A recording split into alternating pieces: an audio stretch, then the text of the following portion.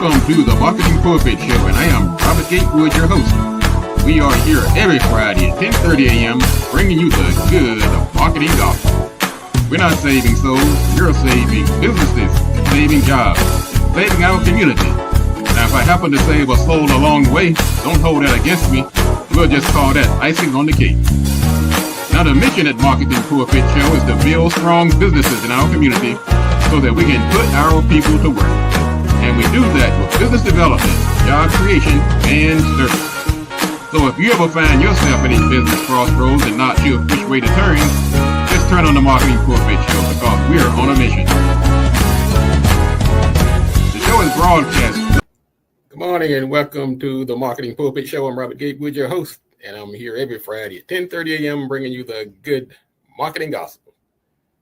Not here to save your soul. That was my dad's job. He was a Baptist minister. I am here to save your business, save your job, save your reputation. We're here to do business. We're in our 15th year of operation here on the Marketing Pulpit Show. We launched on Radio 1 back in 2010, and we are going strong. We are here live today on September 26th. Matter of fact, this is a holiday. This is the birthday of the mom of the founder of the Marketing Pulpit Show. That's right. So happy heavenly birthday to my mom. She left us a couple of years ago, and she was one of the inspirations behind this show. So I want to say happy heavenly birthday to her. I'm Robert Gatewood. I am a business developer by trade. I have a company called Gatewood Digital Marketing and Web. I'm also an adjunct professor where I teach marketing and PR and digital marketing and social media strategies and networking. So I'm busy. I'm trying to, but I have a mission. It's all tied into my mission of building strong businesses and putting our people to work. All right, we got an exciting show lined up today. So stay tuned and feel free to share this show. Like us on Facebook, share us on YouTube. We're also on Instagram. We're on LinkedIn. And welcome to everybody. We're talking about a couple of nice topics today. We're going to talk about all this news that's going into our ear holes these days. Every time you turn around now, there's something about this, about that. This guy in the White House got everybody looking over their shoulders and wondering what to say and when to say it, if their job is going to be here tomorrow, paying taxes through tariffs, if their free speech is being infringed upon, but it can get overwhelming. So we're going to talk about today intentional awareness, how to tune it out. You don't have to be bombarded 24 hours a day with information that's stealing your peace. So we're going to talk about that. Hey, my dad was a business owner though. I got this thought when my dad was, I was probably about 8 years old. He was a sharecropper. And he finally got a small business going under the Johnson administration. And he gave me some sound advice. He said, son, never criticize a man or woman until you walk a mile in their shoes. Pretty good advice, right? Oh, yes. So of course, in my young voice, I said, Dad, why should I not criticize a man until I walk a mile in his shoes? He said, one, if they don't take criticism very well, you got a mile head start and you have his shoes. It's not gold. And it simply means that just because something is shiny and pretty doesn't mean that it has value. But there's another side of this coin also that says that all this gold does not necessarily glitter. That means we have people out here right now among us who are doing some phenomenal things, but they don't get the glitter because to them it's more about the purpose. It's more about the results. It's more about helping people. It's more about uplifting, and it's less about shining in the spotlight. So yes, there is some truth to the saying that all that glitters is not gold. But let's not forget also that there's some gold out here that's not glittering. And there are people, they're doing their thing. All right, folks, I'm over here working on my face muscle. I'm trying to think. Do I do push-ups to get that muscle? Do I?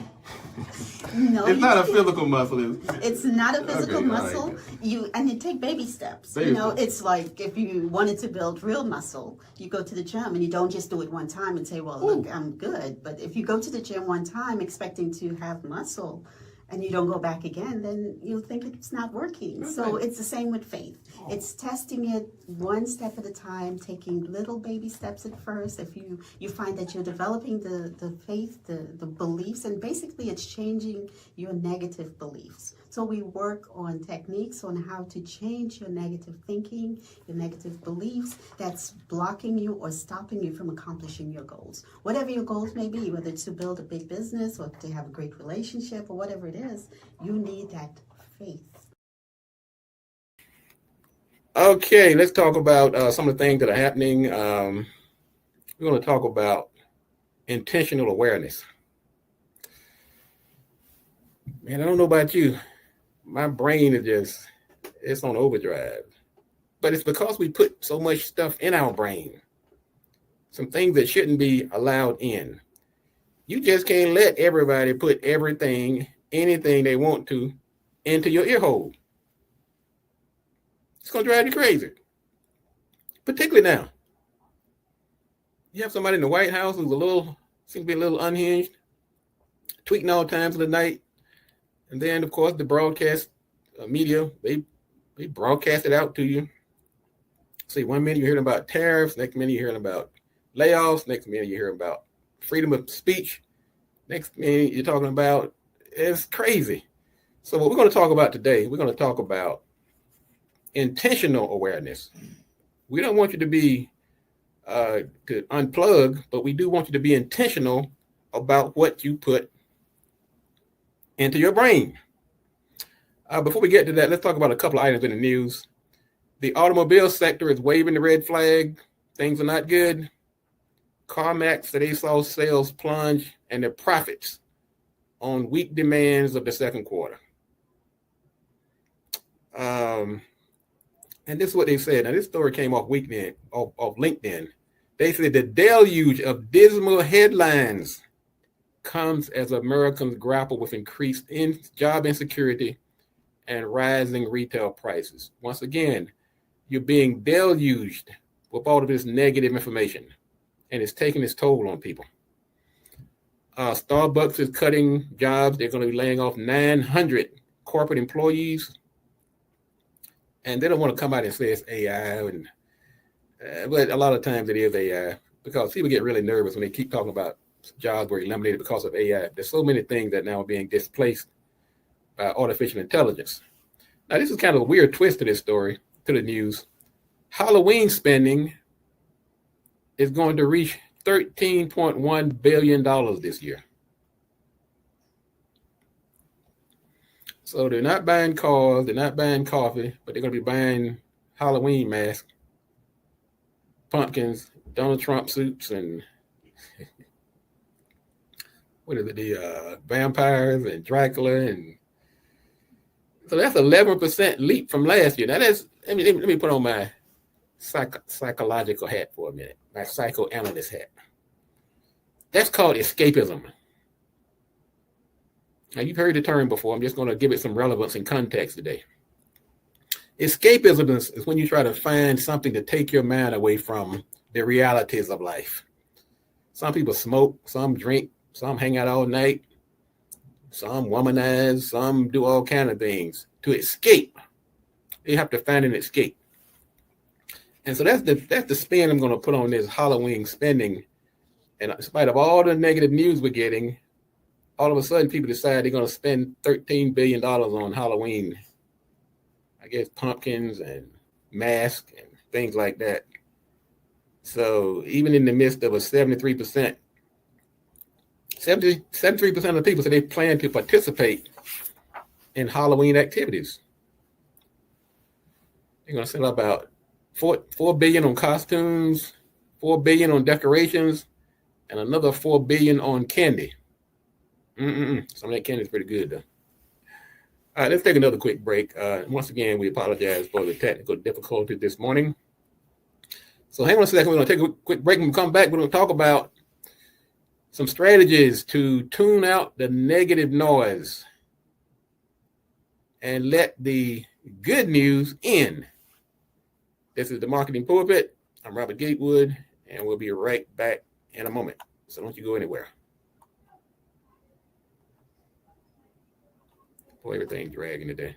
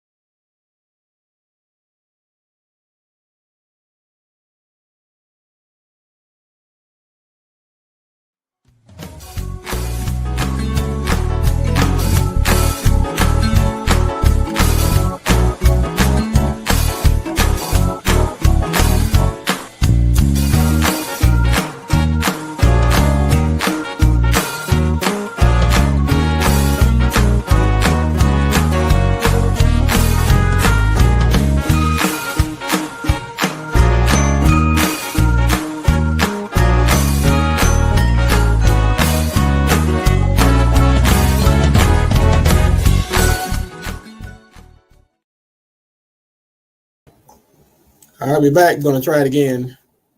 And so bear with me on this lag of the audio. We're going to talk about intentional awareness. And in the light of the deluge of news that's coming at us these days, you're not helpless. You do have some control over what you allow to enter your space. I know we think just because we have our phone, we have the radio, the TV, that we have to listen to whatever comes on. That's not true. Let me give some quick tips this morning. First of all, let's talk about curate your news sources. Select a few reliable news sources that are factual and ones that go for news versus sensationalism. So you might go, for you business owners, you might go for some industry newsletters, professional associations, and so forth, to make sure you're getting the good news that you need to get while filtering out the junk. Also, you don't have to be on 24-hour call in your consumption of news. My plan is, and I've been really sticking with it, I might go for the news, what we call the old-fashioned news, maybe twice a day.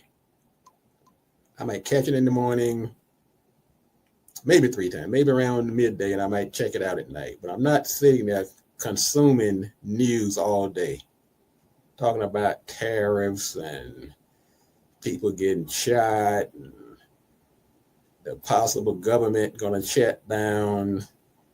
You can't do that all day because we have a finite amount of psychic energy. It actually runs out. Now you can't focus on other things that are important.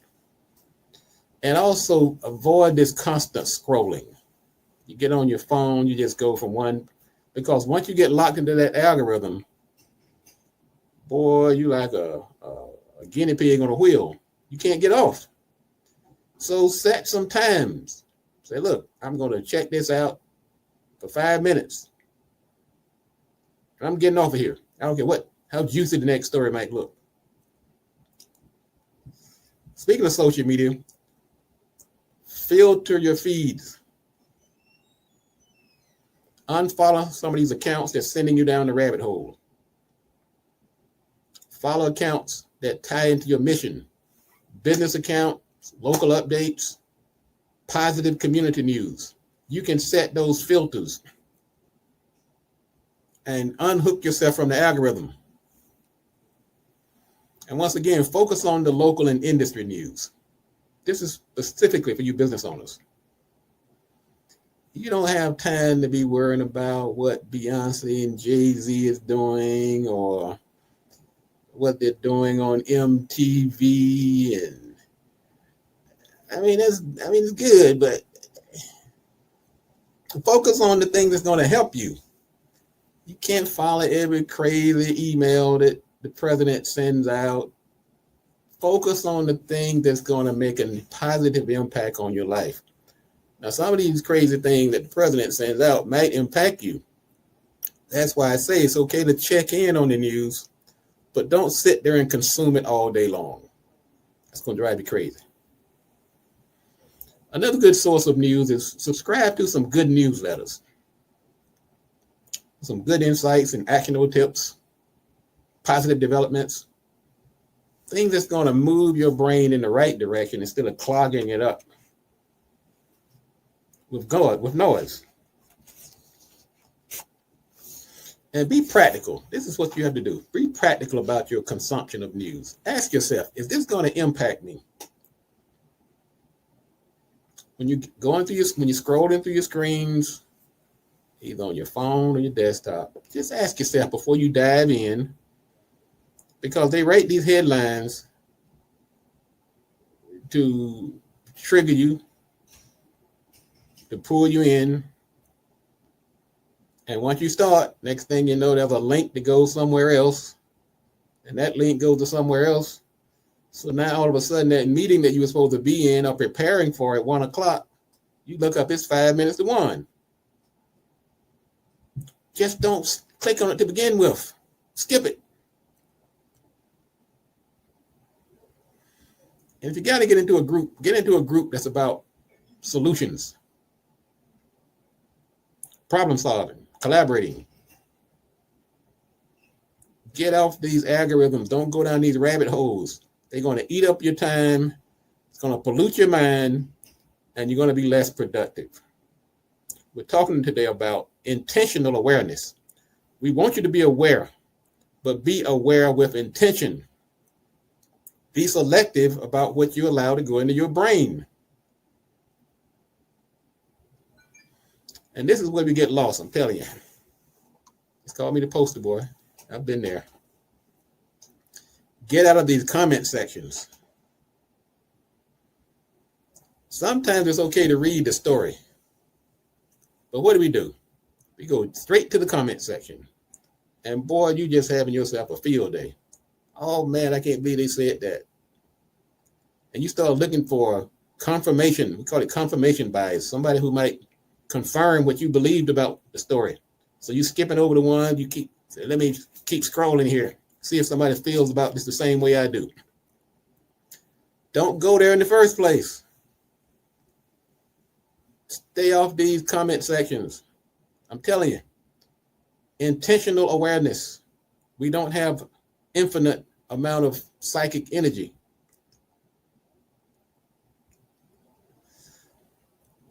And also use some of these tools. Use some of these tools that can block, filter,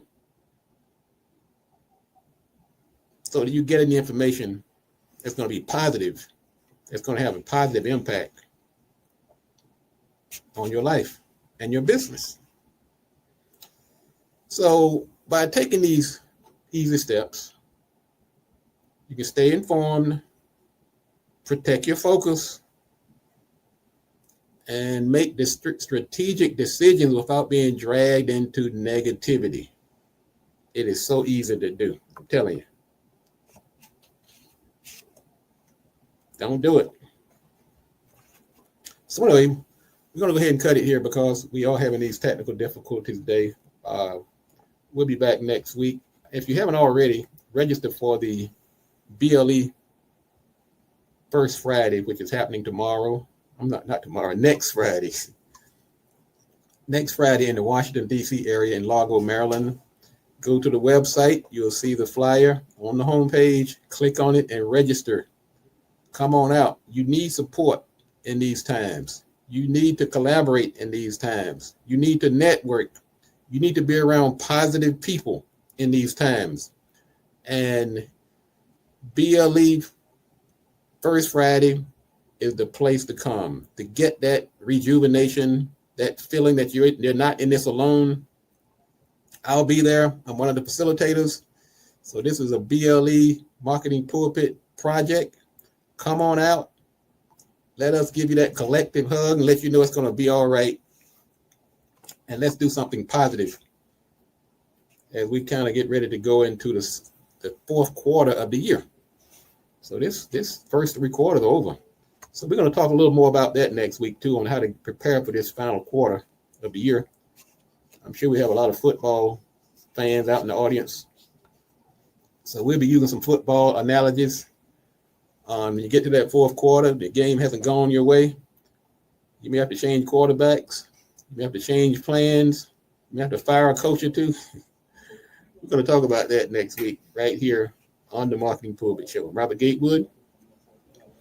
As I always say before we get out of here, if you want to be successful, you got to do these 3 things. Do the right thing, do it at the right time, and you must do it right. Enough talk. Let's get to work.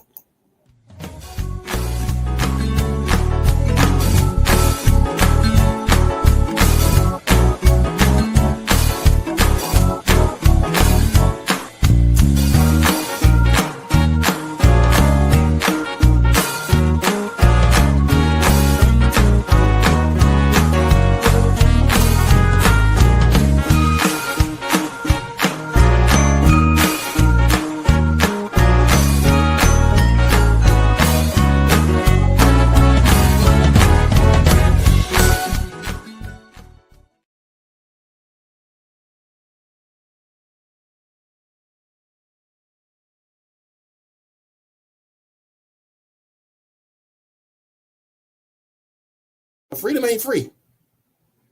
Don't let that word free throw you off. You have to pay for freedom.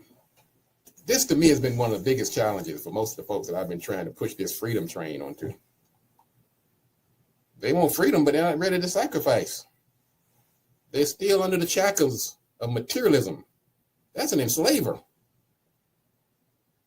So when you get into this mindset and you start talking about being free, part of the cost of admission is you have to sacrifice something, and you can do it. Because I know in this season of celebration of independence, started with Juneteenth. Let's run it all the way up to July 4th. And let's give new meaning on what it means to be free. I heard somebody say, if you're the smartest person in the room, what do they say? You're in the wrong room, right? I don't know about that, ladies and gentlemen. I beg to differ. I say if you're the smartest person in the room, why rush for the door? Plus, who in the world designated you as the Michael Jordan of smarts? How do you determine if you're the smartest person in the room, first of all? What do you do, take a poll? Give out an IQ test? That's a little immodest if you ask me. I mean, you may be, but I'm not sure that's something you want to brag about and tell everybody, look, all these folks in this room with me are my intellectual inferiors. So I say before you rush for the door, before you grab your oversized hat, I say before you declare yourself the smartest person in the room, and it's by chance you do, instead of rushing for the exit door, why don't you do this? Stick around a while. Share some of that knowledge. I had a conversation with somebody the other day. They were talking about filling out some type of application. And they were like, well, if I do this, I can probably get away. You could get away with what? Well, because everybody don't do it. I'm telling you, somebody under the sound of my voice right now is thinking about taking a shortcut, maybe fudging the numbers. exaggerating your experience. Don't do it. Gatewood is telling you it's not worth it. It might take you a little longer, might take you a little more hours, might cost you a little more money to get the legitimate result. These shortcuts are going to get you. And it's because of technology and social media. You can't beat them. You can't. You can take that to the bank.